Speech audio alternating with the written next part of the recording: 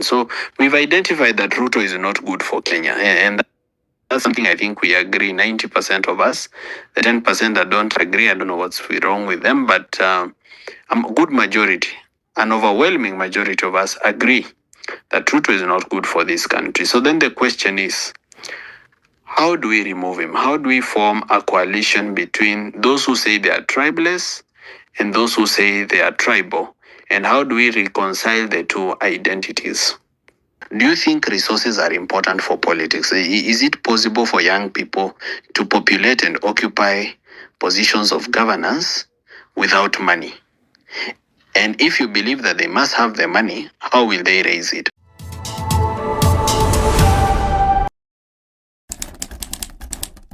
None of these people who are young got opportunities to be in government post Gen Z for the 2 times that there's been major appointments in the government. Probably it's 3 or 4 times.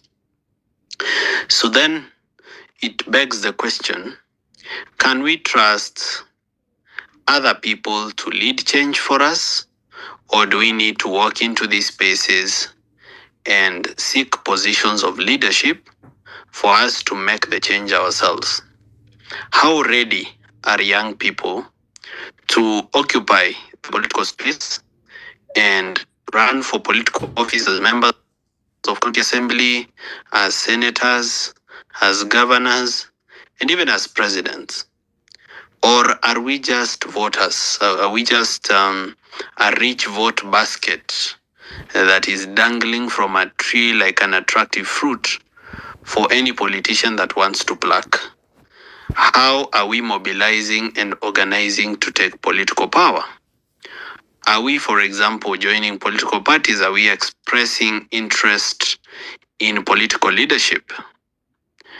The reason I ask this question is because the youth showed the way, but are the politicians ready to follow that way that the youth showed? If you show people the way, but they don't want to follow it, then you may have to pursue that way yourself. So these are some of the conversations that we intend to have today and see where do we stand as young people, what is it we can do, and exactly what are some of the limitations that are preventing young leaders from occupying spaces of governance, and what can we do about it? How can we encourage each other to occupy these spaces? How can we support each other to occupy these spaces? You've seen we've formed the Inject Party ourselves. We even gone ahead and joined other leaders in the opposition, not just to join, but rather the opposition actually belongs to the youth. So it's not just joining. We're actually going there to take up our space. Because right now, who is the opposition?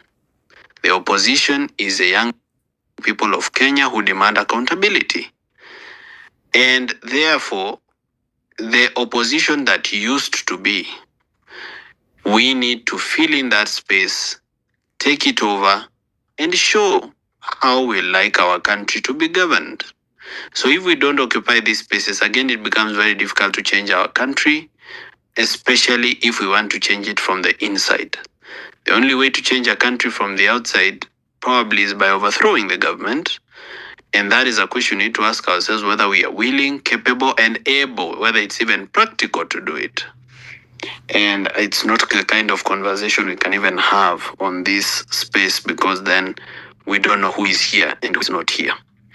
But the question is, if we were to pursue our constitution and the constitution values that are there, how ready are young people to take up these spaces so that they can create opportunities for themselves to live, work, and grow? So I'm going to give more opportunities to you people to speak. This is not my space. It's not my opportunity to speak. It's more about me getting to listen. But if you're already on this space and you're listening to me, there are a few things that I want to bring to your attention, whose answers I would like, and I took the liberty of writing them down It's just a minute. Let me read it to you.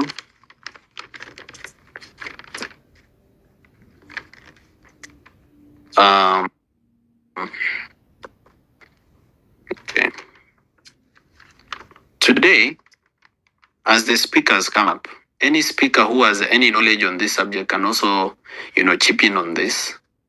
How ready are Kenyans? This question number one. How ready are Kenyans to shift from identity politics to ideological politics? So Wakenya wako tayari kutoka kwa siasa ya identity, yani ya kikabila, kwenda kwa siasa ya ideology, yani ya mipango na miradi.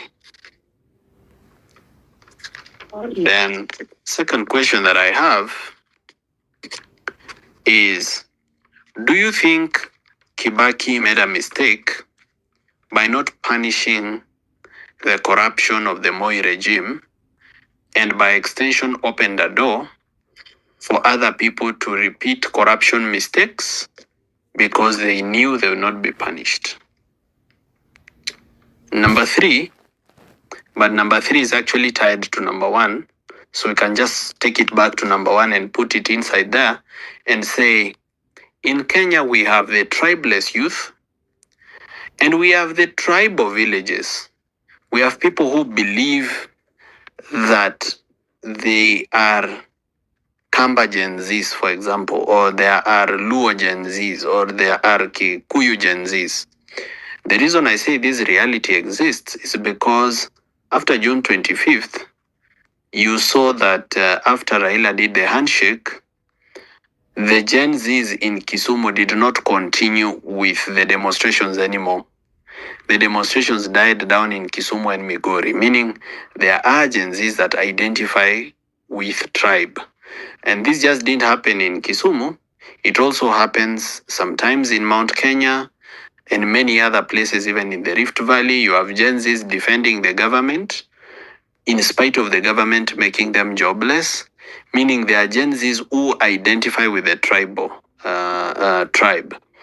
So the question is it possible for us to marry the tribeless with the tribal for purposes of winning the 2027 election? So we've identified that Ruto is not good for Kenya. And that's something I think we agree, 90% of us. The 10% that don't agree, I don't know what's wrong with them, but a good majority, an overwhelming majority of us agree that Ruto is not good for this country. So then the question is, how do we remove him? How do we form a coalition between those who say they are tribeless and those who say they are tribal? And how do we reconcile the two identities? So that was supposed to be number three, but we've joined it to number one. Number two was about Kibaki and the punishment for corruption.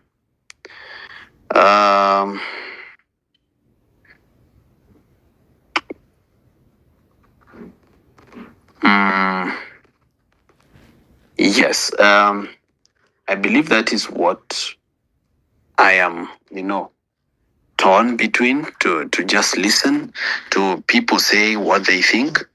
And also, let's talk money and resources. Do you think resources are important for politics? Is it possible for young people to populate and occupy positions of governance without money? And if you believe that they must have the money, how will they raise it? The question is, do you think that, public fundraising is a way of raising resources for young people to be able then to participate in leadership and governance? Is it necessary, or are there alternative ways of raising capital?